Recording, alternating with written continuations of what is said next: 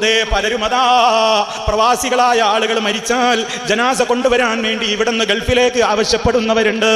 ഗൾഫിലുള്ള മക്കളും ബന്ധപ്പെട്ടവരും വന്നു ചേരാൻ വേണ്ടി ദിവസങ്ങളോളം ജനാസ അതേ ഫ്രീസറിൽ വെച്ച് കാത്തു സൂക്ഷിക്കുന്നവരുണ്ട്.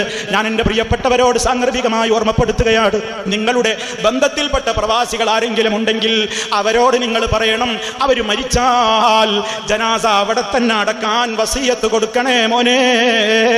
അത് പറയാൻ കുറച്ച് ധൈര്യം മനസ്സിൽ വേണമെന്നേയുള്ളൂ. മരിച്ചയിടത്ത് കഫൻ ചെയ്ത് മറമാടലാണ് ഉപ്പമാരെ ഉമ്മമാരെ ഏറ്റവും നല്ലത്.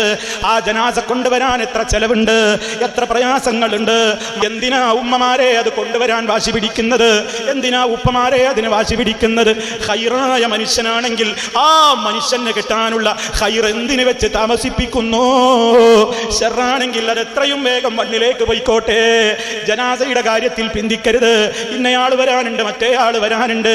എത്രയും പെട്ടെന്ന് ഖബർസ്ഥാനിലേക്ക് കൊണ്ടുപോയി അതേ കുളിപ്പിച്ച് കഫൻ ചെയ്ത് നിസ്കാരവും നിർവഹിച്ചിട്ട് അടക്കം ചെയ്യുന്നുവോ അതാണ് ഉത്തമം എന്ന് എല്ലാവരും മനസ്സിലാക്കണം.